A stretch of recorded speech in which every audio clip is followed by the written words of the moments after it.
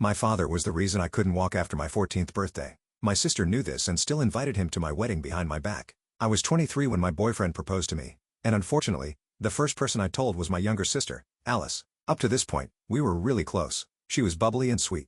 Her cheeks filled with freckles, always down to give you a hug. There was just one thing we never talked about, our father. You see, I figured out pretty quickly that my dad wanted one of us to be his favorite daughter because he was always looking for one to bring out in public, to plaster all over his social media. And at first, it was me.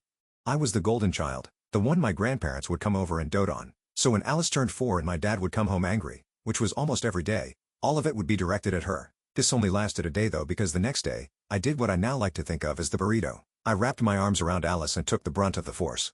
That time it was so bad that it actually left me with permanent marks, which meant he was forced to make Alice the new golden child, which is exactly what I wanted, and I did everything I could to hide my pain. So now, Alice thinks our dad is this amazing man who has sacrificed so much for his family. She still has no idea what he did to me the second I hit puberty. So when I told her about the proposal, guess what her initial reaction was?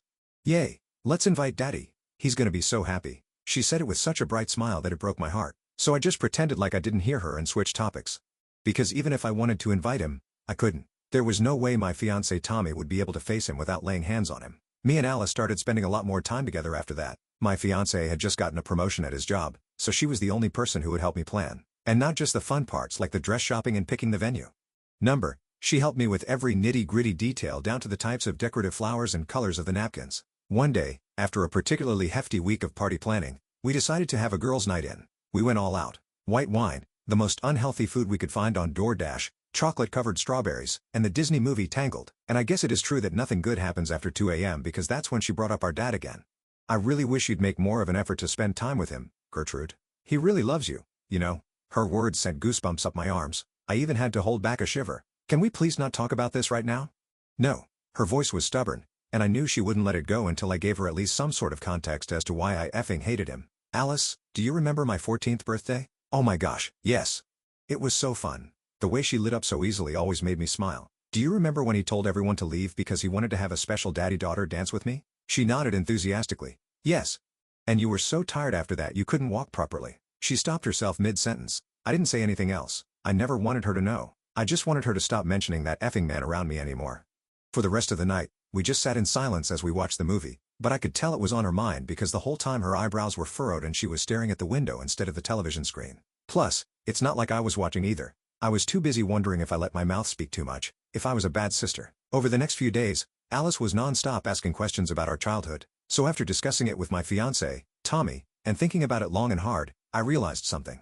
Alice was 21, and I couldn't hide the truth from her forever. So I told her I'd answer all her questions until I got married because I needed to leave the past behind. Turns out she had completely forgotten the memory of me doing the burrito, probably as a trauma response. But once I reminded her, I think everything finally clicked because she asked if she could stay with me instead of our father. And every night, I'd catch her under the covers crying. And whenever I walked in, she would apologize. "I'm sorry for not knowing. I'm sorry for not thanking you sooner." I always tried to interrupt her and remind her that through it all, I just wanted her to be happy. This always made her smile, which in turn made me smile too. Then came the day of my wedding. My dress was long and white, doused with lace. I remember actually feeling so pretty, so strong, and Alice was so proud to be the one to walk me down the aisle. But when I got to the end, my heart was ripped out of my chest because in the corner of my eye, I spotted my father, smirking. Alice ran over and lunged at him for a hug.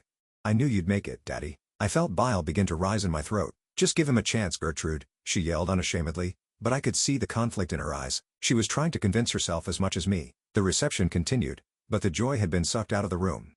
I kept glancing at the exit, half expecting my father to reappear. Tommy noticed and squeezed my hand. "He's gone, Gertrude. Try to enjoy the rest of our wedding," he whispered. I nodded, but the knot in my stomach wouldn't unravel. Alice stayed close to me for the remainder of the reception, her eyes red-rimmed and puffy. She barely touched her food, and when it came time for her maid of honor speech, she stumbled through it, her voice cracking. Later that night, after we'd said goodbye to our guests and retreated to our hotel suite, Tommy held me as I finally broke down. "I'm sorry." I sobbed into his chest. "I'm sorry he ruined our wedding." "Hey. Nothing's ruined," Tommy said, stroking my hair. "We're married. That's all that matters." But I couldn't shake the feeling that my father's appearance was just the beginning of something worse. His parting words echoed in my mind. "This isn't over." The next morning, I woke to find Alice had texted me multiple times. "I'm so sorry about yesterday. Can we talk before you leave for your honeymoon? Please, Gertrude. I need to explain. I'm at your apartment. I'll wait until you get here." Tommy and I weren't leaving for our honeymoon until the following day, so we headed back to our apartment. Alice was sitting on the floor outside our door, hugging her knees to her chest, her copper hair falling in tangled waves around her face. "I've been so stupid," she said as soon as she saw me. Her eyes were swollen from crying, the freckles standing out starkly against her pale skin. I believed everything he told me. I helped her up and let her inside. Tommy made coffee while Alice and I sat at the kitchen table. "He called me last month," she began, staring into her mug. "Said he'd heard about the wedding through a family friend. He sounded different, remorseful. He told me he'd been in therapy, that he'd realized how badly he treated you." I felt my jaw tighten, "And you believed him?" "I wanted to," she admitted, her voice barely above a whisper. "He's our father. I thought if he could change, maybe we could be a real family." "Alice." "I know," she interrupted. "I know now, but he was so convincing, Gertrude. He cried on the phone. He said his biggest regret was losing his relationship with you." Tommy snorted from the kitchen. "Manipulative bastard." Alice nodded miserably. "After you told me about what he did to you, I still couldn't fully accept it. I kept thinking maybe you were exaggerating, or maybe it was a misunderstanding." "A misunderstanding?" My voice came out sharper than I intended. "I'm sorry," she whispered, tears welling in her eyes again. It was easier to believe that than to face the truth. "But yesterday, when he showed up, the look in his eyes when he saw you," she shuddered. "I saw it. What you've been trying to tell me all along?" I reached across the table and took her hand. "It's not your fault. He's always been good at making people see what he wants them to see." "There's something else," Alice said, her voice dropping. "He knows where you live."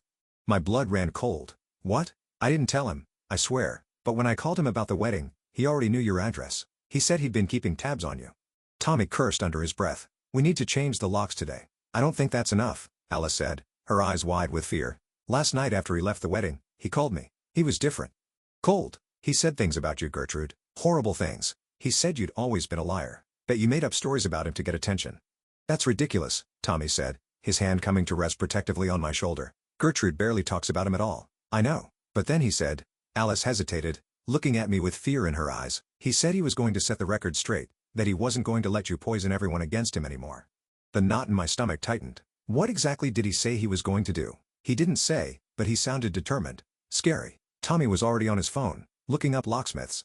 "We'll get the locks changed right away, and I'm installing a security camera at the door." I nodded, but I knew these precautions wouldn't be enough to stop my father if he was truly determined. The locksmith came that afternoon. Tommy also installed a Ring doorbell camera and added extra deadbolts. Alice insisted on staying with us, sleeping on the couch despite our offer of the guest bedroom. That night, I barely slept. Every creak in the apartment building made me jolt awake, my heart hammering against my ribs. Tommy held me close, his steady breathing eventually lulling me into a fitful doze. The next morning, we were supposed to leave for our honeymoon, a week at a beach resort a few hours' drive away. I was torn about going. The thought of leaving our fortified apartment making my skin crawl with anxiety. "Maybe we should postpone," I suggested as we packed. "No way," Tommy said firmly. "We're not letting him ruin this too. Alice will be fine at her friend Rachel's place, and we've done everything we can to secure the apartment." I knew he was right. We couldn't put our lives on hold because of my father's threats. The resort was beautiful, a sprawling complex right on the beach. Our room had a balcony overlooking the ocean, the endless blue stretching to meet the horizon. "Try to relax," Tommy said, massaging my shoulders as we stood on the balcony that evening. "We're safe here. He doesn't know where we are." I leaned back against him, trying to believe it. For the first 2 days, I managed to push my worries aside.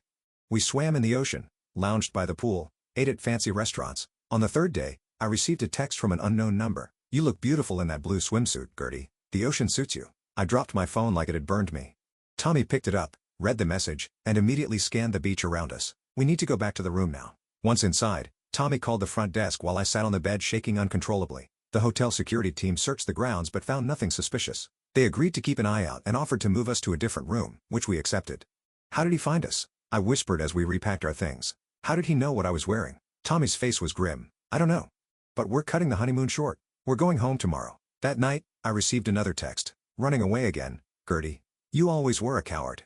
See you soon." We checked out first thing in the morning and drove straight back to the city. Alice was waiting at our apartment, pale and anxious. "He's been calling me," she said as soon as we walked in, "multiple times a day. I blocked his number, but he keeps using different phones."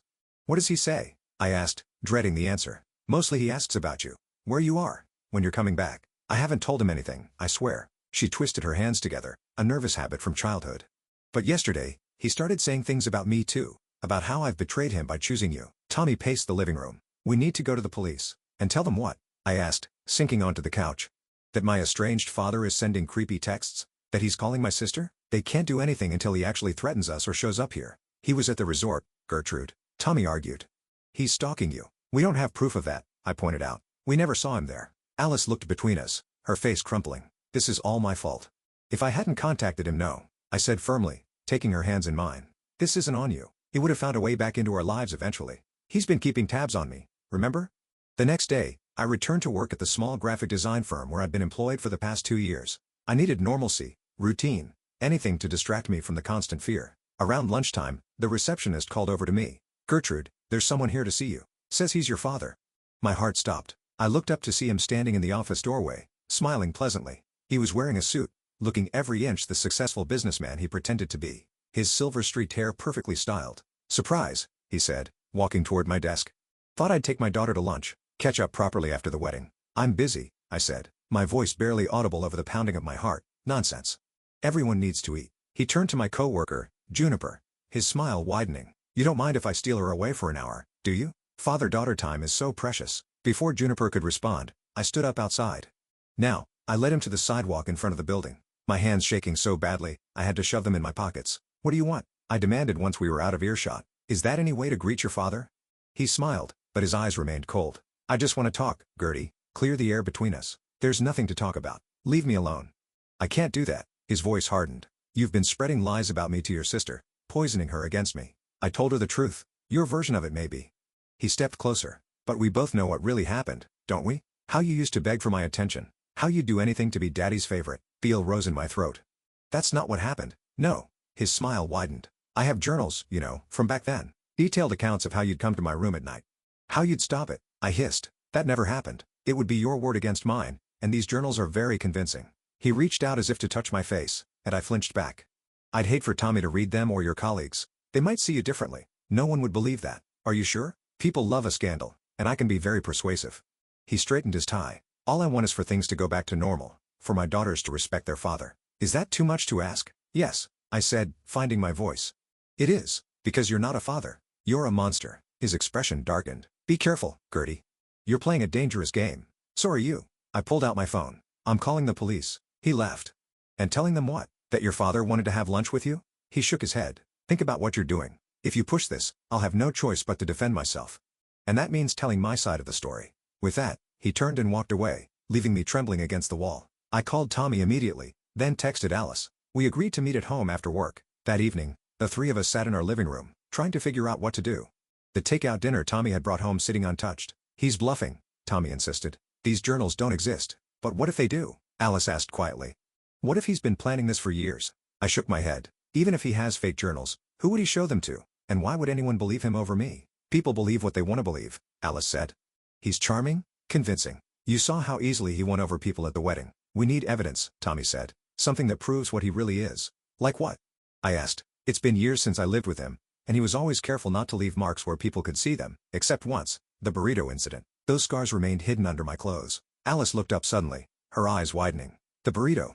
What? You said it left permanent marks. The time you protected me. I unconsciously touched my back through my shirt. The scars had faded over time, but they were still visible. Thin white lines crisscrossing my shoulder blades. Would that be enough? Tommy asked. Maybe not on its own, I admitted, but it's a start. The next day, I received an email from my father. The subject line made my blood run cold. For your consideration, attached was a PDF, scanned pages from what appeared to be a handwritten journal. The entries described in sickening detail, a twisted version of my childhood where I was the aggressor seeking my father's special attention. The handwriting was perfect. Just like I remembered from birthday cards and school permission slips, the final page contained a note. I have dozens more like this. I'd hate for these to become public. Let's talk about how we can resolve this situation amicably. Dinner at my house, Friday at 7. Come alone. I forwarded the email to Tommy and Alice. Tommy called immediately, his voice tight with barely controlled rage. This is extortion. We're going to the police. With what? I asked. An email inviting me to dinner? These journals that make me look like the perpetrator? He's threatening you. Not explicitly. I inhaled deeply. I need to think about this. Alice called next, her voice breathless with excitement. I think I might have something, she said. Remember how Dad used to record everything? All those home videos he'd make of his golden child? I remembered. He'd been obsessive about documenting his perfect family image. I took some of those tapes when I moved out. Alice continued. I never watched them. They were just sentimental junk to me. But what if there's something on them? Something that shows how he really was? Hope flickered briefly. Where are they? In storage with my other stuff from his house. I can get them tomorrow. That night, I couldn't sleep. I kept thinking about those journals, wondering if my father had really been writing his twisted version of events all these years, preparing for the day I might speak out against him. The next morning, Tommy was already on the phone when I woke up. Yes, That's right. He was saying, we need copies of all police reports filed at that address between 1998 and 2010. He paused. Yes, I understand they may not be available electronically. We're willing to come in person. After he hung up, he explained, I'm trying to find records of any calls to your childhood home, neighbors reporting disturbances, anything like that. I don't remember the police ever coming, I said. Maybe not when you were there, but it's worth checking. Alice arrived that afternoon with a cardboard box full of VHS tapes and DVDs. There are dozens, she said, setting the box on our coffee table. I have no idea what's on most of them. We spent hours going through the tapes, watching snippets of birthday parties, school events, and holiday celebrations. Most showed exactly what I expected. My father presenting his perfect family image to the world. Then Alice found one labeled simply, Gertie-13. This would have been right before. She trailed off looking at me uncertainly. Play it, I said, bracing myself. The video showed me in our old living room, sitting stiffly on the couch while my father's voice came from behind the camera. Tell us about your day, Gertie. On screen, I looked uncomfortable. My adolescent body hunched as if trying to disappear. It was fine. Just fine. Nothing exciting happened to Daddy's special girl? I watched my younger self flinch at the phrase. No. Scream me said quietly. Come on, Gertie. You know what happens when you're not cooperative? The camera zoomed in on my face. I could see the fear there now, plain as day. My eyes wide and wary like a trapped animal's. I got an A on my science project. I said, finally, that's better. And who helped you with that project? You did. That's right. Daddy always helps his special girl, doesn't he? And what do you do for Daddy in return? On screen, tears welled in my eyes. I'm good. You're good how? Say it properly. I'm good for you. Only you. The video cut off abruptly. The three of us sat in stunned silence. That's Tommy couldn't finish. Grooming, Alice whispered. Her hand covering her mouth. He was grooming you. On camera, I felt numb, disconnected from my body. Seeing it from the outside, hearing his voice, seeing my fear made it all horrifyingly real. There might be more, Alice said, digging through the box with renewed purpose. We found 2 more videos that showed similar interactions. My father's voice becoming increasingly possessive. My responses growing more fearful and rehearsed. This is evidence, Tommy said. Real evidence. I nodded slowly. A plan forming in my mind. But is it enough? Before anyone could answer, my phone buzzed with a text from an unknown number. Looking forward to dinner tomorrow, Gertie. Don't forget. Come alone or those journals go public. I showed the message to Tommy and Alice. You can't go, Tommy said immediately. I have to. I gestured to the TV. This might be evidence to us, but to everyone else? It's ambiguous. Creepy, yes. But not definitive. If he releases those journals, people will believe him. So, what's your plan? Alice asked. I'm going to get him to confess. On record, Tommy and Alice immediately protested. Absolutely not, Tommy said. It's too dangerous. Alice nodded vigorously. He could hurt you again. You can't be alone with him. I held up my hand. I won't actually be alone. That's the point. I picked up my phone. I'll record everything. Get him to admit what he did. And how exactly do you plan to do that? Tommy asked. He wants to feel powerful, in control. If I act scared, vulnerable, he'll gloat. He always did. I don't like this, Alice whispered, hugging herself tightly. What if something goes wrong?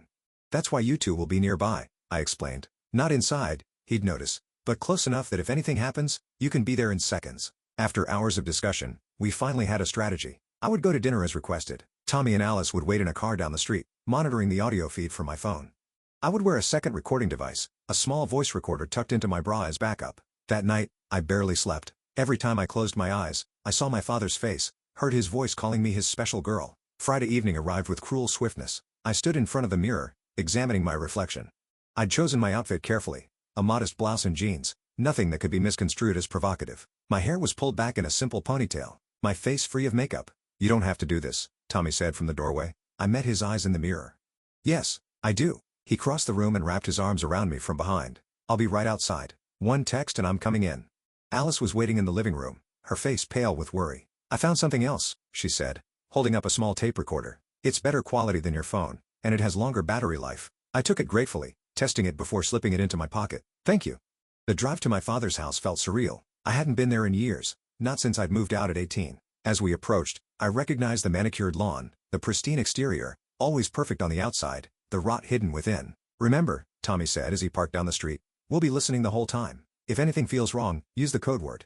We'd agreed on childhood memories as my signal for them to intervene. I kissed him goodbye, then walked the short distance to my father's front door. Each step felt heavier than the last. Before I could knock, the door swung open. My father stood there, smiling that familiar smile that never reached his eyes. Dirty, right on time, always so punctual. I forced myself to meet his gaze. Let's get this over with.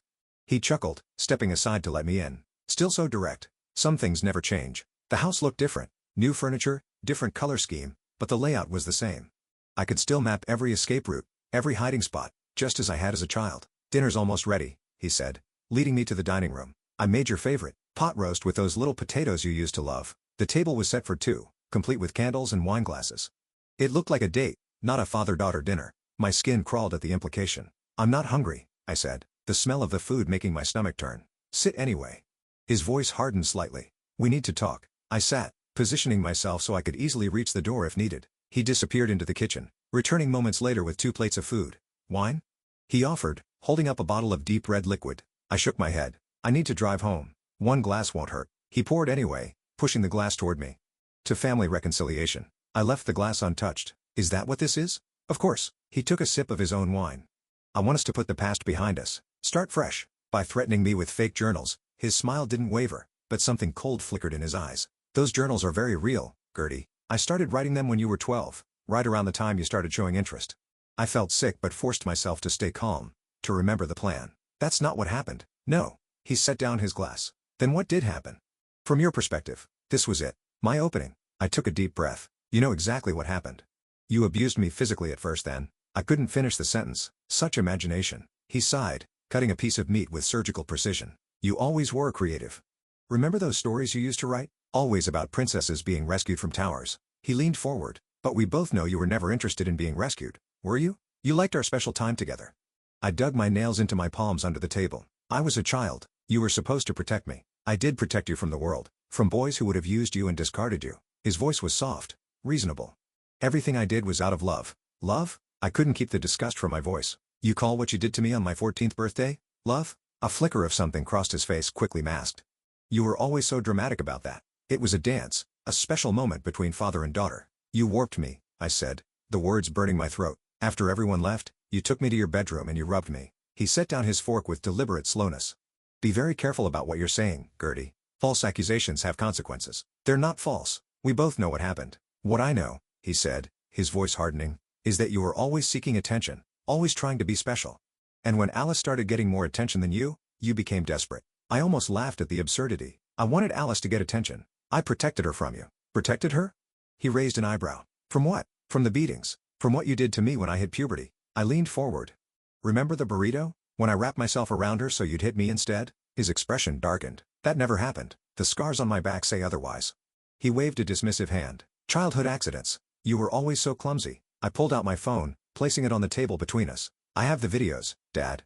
His hand froze halfway to his wineglass. "What videos?" "The ones you made, where you're grooming me, calling me your special girl, asking what I do for you in return." Uncertainty flickered across his face. "Those were private family moments. They don't prove anything. Maybe not on their own, but combined with my testimony, Alice's testimony, and the physical evidence." I touched my back meaningfully. "It's enough." He was silent for a long moment, then smiled again, but it was different now. Colder, more calculating. "What do you want, Gertie? Money? Is that it?" "I want you to admit what you did. All of it." He laughed. "And why would I do that?" "Because if you don't, I'm going to the police with everything I have. The videos, the scars, the witnesses who saw how you treated us. It might not be enough to convict you, but it will be enough to destroy your reputation, your career, your life." His eyes narrowed. "You wouldn't dare. Try me." I held his gaze. "Or you can admit what you did right now, and I'll consider keeping it between us." He took a long sip of wine, the silence stretching between us. "And if I admit it, what then? You'll forgive me? We'll be one big happy family again?" "No," I said honestly. "But I'll think about not pressing charges." He set down his glass and leaned back in his chair. "Fine. You want me to say I hit you? I hit you. All parents disciplined their children back then. It was more than discipline. What do you want me to say?" His voice rose slightly. "That I was harder on you than I should have been?" "Fine. I was. But you were difficult. Stubborn. Just like your mother." I stayed silent, waiting. He needed to say it himself. After a long pause, he sighed. "The burrito thing. Yes. That happened. Once or twice. But you're exaggerating how bad it was." "And my 14th birthday?" His jaw tightened. "What about it? Tell me what happened after everyone left." "We danced. That's all." "That's not all." He stared at me for a long moment, then smiled slowly. "You know, Gertie, I've always admired your persistence. Even as a child, when you wanted something, you wouldn't give up." He leaned forward. "Is that what this is about? You want me to say I touched you inappropriately? That I forced myself on you?" I didn't respond, just waited. "Fine." He said finally, his voice dropping to a near whisper. "Yes, I had sex with you that night and other nights, but you wanted it. You begged for it. You were always so desperate for my approval." My stomach lurched, but I forced myself to stay calm. "I was 14, a child. You were mature for your age. You knew exactly what you were doing. Did I ask you to stop? He hesitated then shrugged. Sometimes. But that was part of the game. You like to pretend to resist. It wasn't a game, I said quietly. I was terrified of you. Nonsense. You loved me. You still do. Deep down. He reached across the table for my hand. I pulled away. I need to use the bathroom. He gestured toward the hallway. You know where it is. Once inside the bathroom, I locked the door and leaned against it. Breathing deeply, I checked my phone. The recording was still going. I sent a quick text to Tommy. Got it. Coming out now. When I returned to the dining room, my father was refilling his wine glass. I'm leaving, I said. I have what I came for. He was on his feet in an instant, blocking my path to the door. What does that mean? It means I recorded everything you just said. I held up my phone. Your confession. About the abuse. About ARPing me when I was 14. The color drained from his face. You can't use that. I didn't consent to being recorded. Actually, this state has one-party consent laws for recordings. I only needed my own consent. I took a step back. Now move. I'm leaving. Give me the phone, Gertie. His voice was dangerously low. Number. He lunged forward suddenly, grabbing for my wrist. I twisted away, but he caught the edge of my blouse, yanking me back. Give me the damn phone, he shouted. His face contorted with rage. I stumbled backward, hitting the edge of the table. Wineglasses toppled, red liquid spreading across the white tablecloth like blood. Let go of me, I shouted, hoping Tommy and Alice would hear through the phone. My father's hand closed around my throat, his fingers digging into my skin. You ungrateful little bitch. After everything I've done for you. Black spots danced at the edges of my vision as I struggled to breathe. With my free hand, I reached blindly behind me, fingers closing around the stem of a wineglass. I swung it forward with all my strength. The glass shattered against his temple with a sickening crack. He staggered backward, releasing my throat. Blood trickled down the side of his face. You hit me, he said, sounding almost surprised. You actually hit me. I backed toward the door, keeping my eyes on him. Stay away from me. It's over. It's not over until I say it's over. He lunged again, but this time the front door burst open behind me. Tommy charged in, followed closely by Alice. Get away from her, Tommy shouted, positioning himself between me and my father. My father froze, looking from Tommy to Alice, then back to me. You brought them? After I specifically told you to come alone? Did you really think I'd trust you? I asked, my voice hoarse from his grip. Alice stepped forward. We heard everything, Dad. Everything. For a moment, he looked genuinely frightened.